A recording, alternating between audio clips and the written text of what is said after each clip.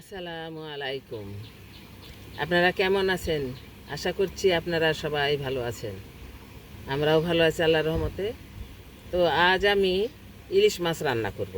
এই যে ইলিশ মাছ পটল ডাঁটা দিয়ে রান্না করব। ইলিশ মাছটা কেটে ধুয়ে নিয়েছি, পটলটাও আমি খোসা ছাড়িয়ে এভাবে কেটে নিয়েছি, ডাঁটাটাও নিয়েছি কেটে।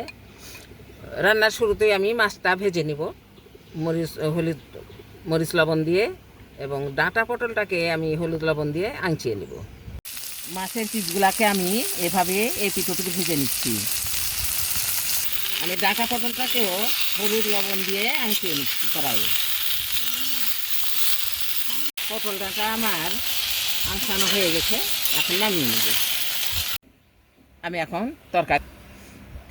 তরকারি তেলানি দিব, ওই জন্য কড়াই আমি তেল দিয়ে নিচ্ছি।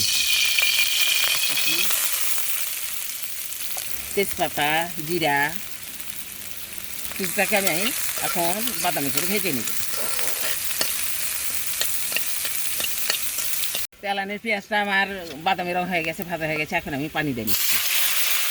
এখন মশলা দিয়ে নিব। মশলা তো বেশি দিতে হয় না, তবুও নাম কাস্তে দিতেই হবে, যেহেতু তরকারি আছে, সবজি আছে। আদা বাটা, রসুন বাটা, এরপর লাগছে মরিচ গুঁড়া, হলুদ গুঁড়া, স্বাদ মতো লবণ।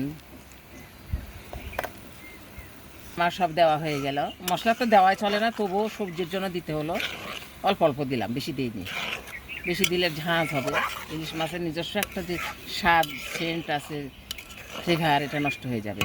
এই যে এখন আমি মশলাটাকে কষিয়ে নিব। মশলাটা কষানো হয়ে গেছে, এখন আমি সবজিটাকে দিয়ে নিচ্ছি। পটল ডাঁটা আঁচিয়ে রেখেছিলাম, আর এই ডাঁটা পটলকে আমি এই মশলার মধ্যে কষিয়ে নেব। পূর্বেই পটল ডাঁটা আমার আংসানো আছে, হলুদ লবণ দিয়ে তেলে আংসানো আছে, তবুও মশলায় দিয়ে দিলাম। মশলা আমি কষিয়ে নেব কিছুক্ষণ। পটল ডাঁটা আমার মশলায় কষানো হয়ে গেছে, এখন আমি ঝোল দিয়ে নেব।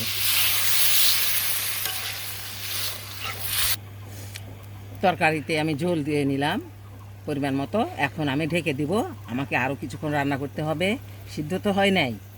তো আপনারা দেখতে থাকুন। এই যে ঢেকে দিলাম। তরকারিতে আমার বলক এসেছে, এখন আমি ভেজে রাখা মাছগুলি দিয়ে দিব। বিসমিল্লাহির রহমানির রহিম। মাছগুলো এখন একটু ভিতরে ঝোলের মধ্যে দিয়ে দিব। দিয়ে আমাকে আরও কিছুক্ষণ রান্না করতে হবে। মাছের তরকারিটা আমার হয়ে গেছে, এখন আমি নামিয়ে নিব। এই যে আমার ডাঁটা পটল দিয়ে ইলিশ মাছের ঝোলটা হয়ে গেছে। আপনারা অনেকেই পুরাটাই দেখলেন। তো এই পদ্ধতিতে রান্না যদি আপনাদের ভালো লেগে থাকে, আপনারা এইভাবে রান্না করে খেয়ে দেখবেন, ভালো লাগবে আশা করছি।